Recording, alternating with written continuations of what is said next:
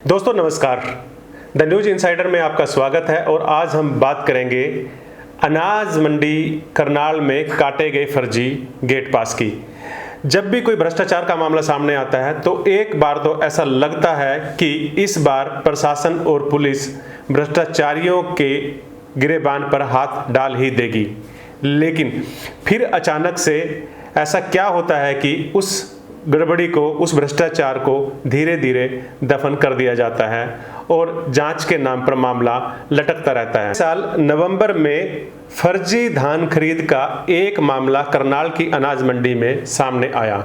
मामला भी एसडीएम ने पकड़ा और पकड़े गए कि 294 फर्जी गेट पास काटे गए हैं और इन गेट पास पर धान की करीबन 22,000 क्विंटल खरीद की गई है।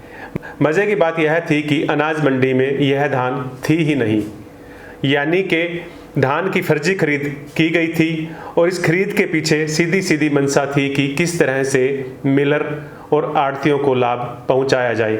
यानी कि यह वही मामला था जिस मामले को द न्यूज इनसाइडर बार बार उठा रहा है। किसान को आर्थिक मदद देने के लिए सरकार गेहूं और धान की जो एमएसपी पर सरकारी खरीद करती है उसमें किस तरह से गड़बड़ होती है, किस तरह से आढ़ती, कुछ राइस मिलर, कुछ अधिकारी किस लेवल का भ्रष्टाचार करते हैं। द न्यूज इनसाइडर बार बार इस भ्रष्टाचार पर प्रकाश डाल रहा था और यही वजह थी कि पिछले बार नवंबर में जब धान की खरीद बंद हो चुकी थी, इसके बावजूद 294 फर्जी गेट पास काट दिए गए और इन गेट पास पर धान की खरीद भी हो गई।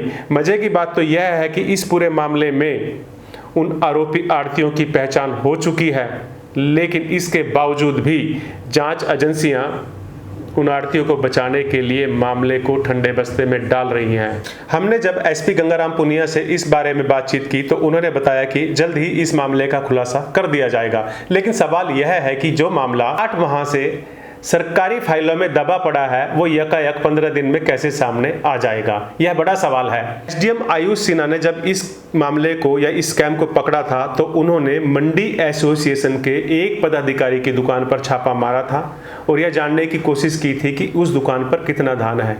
वहां पर एसडीएम को धान का एक भी स्टॉक नहीं मिला और इसके बाद जब अलग अलग जगह पर धान की स्टॉक की जांच की गई तो कहीं भी यह धान नहीं था, यानी कि धान मंडी में आया नहीं और फर्जी गेट पास काट कर धान की फर्जी खरीद दिखाई गई थी। यह मामला बहुत बड़ा मामला था और कायदे से होना यह चाहिए था कि तुरंत इस मामले की जांच होती और आरोपियों को तुरंत सलाखों के पीछे पहुंचाया जाता, लेकिन बहुत ही रहस्यमयी तरीके से मामले की जांच इकोनॉमिकल ब्रांच को दे दी गई और इकोनॉमिकल ब्रांच ने अब तक मामले पर अपनी जांच पूरी की ही नहीं। हमारी जानकारी के मुताबिक 294 गेट पास कटे थे और 28,794 क्विंटल धान की फर्जी खरीद की गई थी।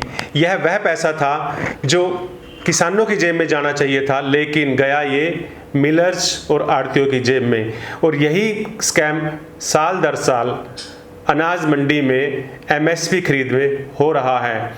बीजेपी सरकार की कोशिश है कि इस तरह के स्कैम को रोका जाए और इसके लिए उन्होंने मेरी फसल मेरा ब्यौरा नामक एक पोर्टल शुरू किया है और पहले अपनी फसल का विवरण दर्ज कराएगा और उसके बाद किसान पे एक एसएमएस आएगा और तब किसान मंडी में अपनी धान लेकर आएगा या अपनी गेहूं लेकर आएगा। गेट पास के मामले में चौंकाने वाली बात यह भी है कि एसडीएम ने अपनी जांच बहुत बारीकी से की थी। उन्होंने कई वीडियो फुटेज निकाले और कई दस्तावेज की जाँच की और इसके बाद बताया कि 294 फर्जी गेट पास काटे गए हैं। कायदे से होना यह चाहिए था कि जहां एसडीएम ने अपनी जांच को छोड़ दिया था वहां से पुलिस आगे जांच करती, लेकिन हो यह रहा है कि पुलिस अब पीछे से ही जांच करना शुरू कर रही है।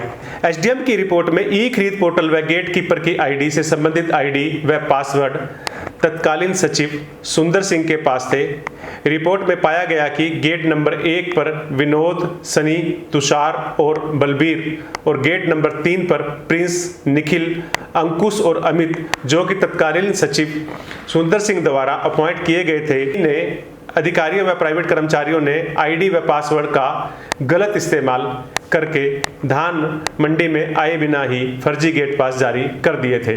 एसडीएम की रिपोर्ट में मंडी के तत्कालीन सचिव, प्राइवेट कर्मचारियों व संबंधित आढ़तियों द्वारा बिना धान आए बिना ही धान खरीदने व सरकार को हानि पहुंचाने के आरोप में एफआईआर दर्ज करने के आदेश जारी किए गए थे।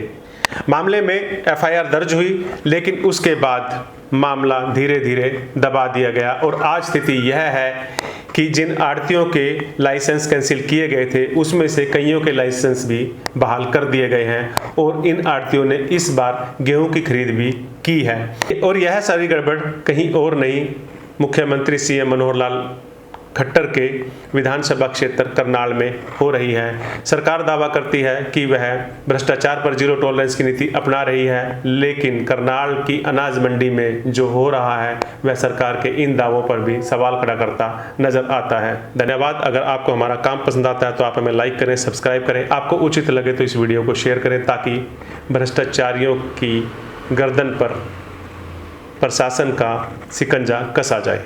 जय हिंद।